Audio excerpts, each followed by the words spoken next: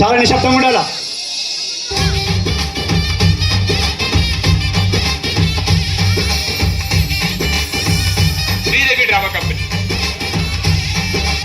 చూడు చంద్రయ్య, నీకు ఇప్పటికే 2 సార్లు హార్ట్ స్ట్రోక్ వచ్చింది. ఇంకోసారి వచ్చిందంటే బ్రతకడం కష్టం. నీకు చాలా సార్లు చెప్పాను నువ్వు ఎక్కువ పని చేయకుండా రెస్ట్ తీసుకో అని. కానీ నువ్వు కూతురు ఆనందం అని చెప్పి నీ ఆరోగ్యం పాడు చేసుకుంటున్నావు. ఇలా అయితే బ్రతకడం కష్టం అయ్యా. నా కూతురి ఆనందం కంటే నాకేది ముఖ్యం కాదు. తనని ఆనందంగా ఉంచడంలోనే నేను ఆనందంగా ఉంటాను. నాన్న త్వరగా రా నాన్న, నాకు బాగా ఆకలిస్తుంది. తొందరగా ఇంటికి వెళ్ళిపోదాం. మరేం పర్లేదు డాక్టర్, నేను చూసుకుంటాను.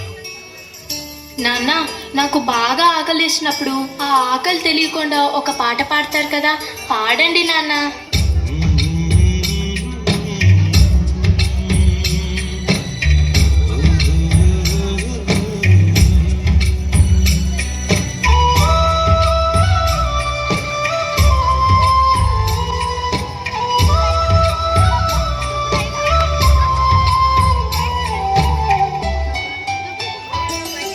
గుమ్మడి గుమ్మడి ఆడిందంటే అమ్మాడి, డాడీ ఊపిరిలో మురిసే కూచిపూడి.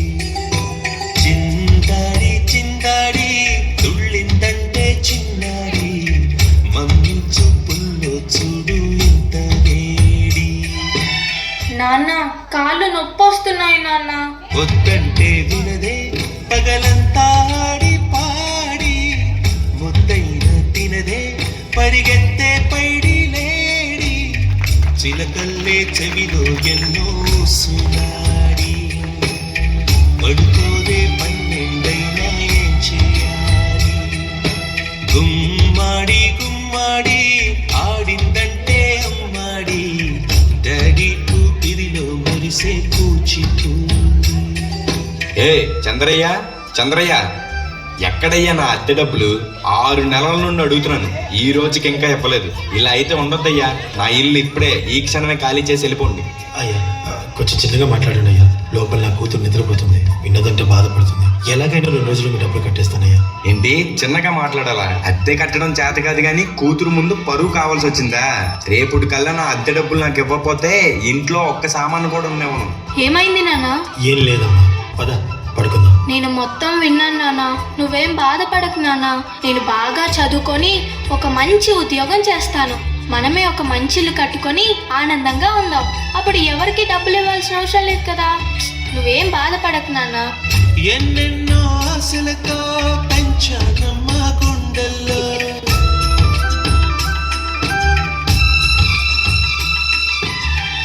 ఎన్నెన్నో ఆశలతో పెంచానమ్మా గుండెల్లో, నువ్వే నా కలలన్నీ పెంచాలే నీ కన్నుల్లో. నా తల్లివి నువ్వో, నీ తండ్రిని నేను, ఎవరినెవరు లాలిస్తున్నారు. ఏమైంది నాన్న? డాన్స్ చెయ్యి నాన్న. చిత్రంగా చూస్తుంటే నీ కన్నట్టు పొంగిందే ఆ చూపుల్లో పాలవెల్లి.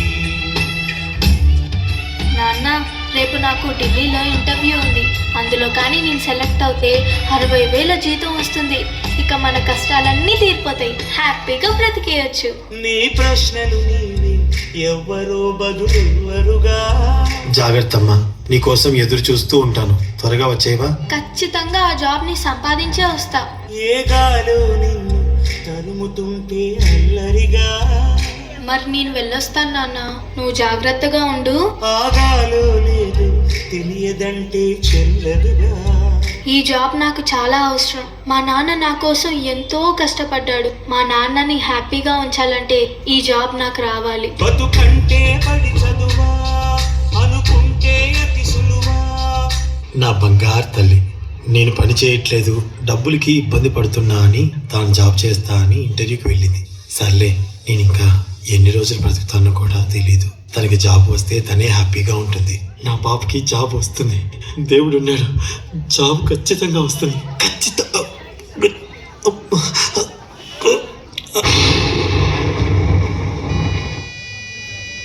పొరపడినా పడినా జాలి పడదే కాలం మనలాగా.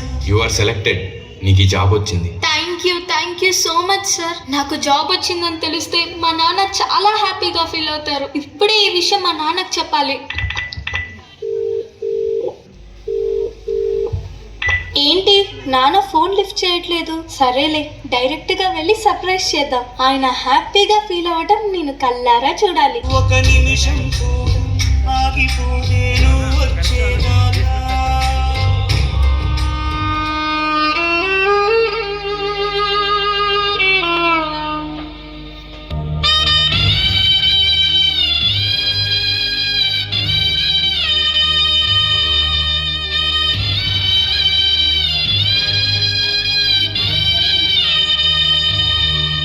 నాన్న లేగు నాన్న, నాకు జాబ్ వచ్చింది నాన్న, మనం హ్యాపీగా బతికేయచ్చు నాన్న. నాన్న లేగు నాన్న, నాకు భయం వేస్తుంది నాన్న. నాన్న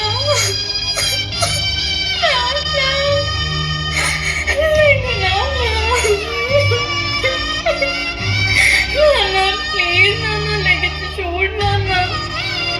అందులో కానీ నేను సెలెక్ట్ అయితే 60,000 జీతం వస్తుంది. ఇక మన కష్టాలన్నీ తీరిపోతాయి, హ్యాపీగా బ్రతికేయచ్చు. నాన్న లేగు నాన్న, నాతో డాన్స్ చేస్తావు కదా నాన్న, ఇప్పుడు కూడా చేద్దాం లే నాన్న.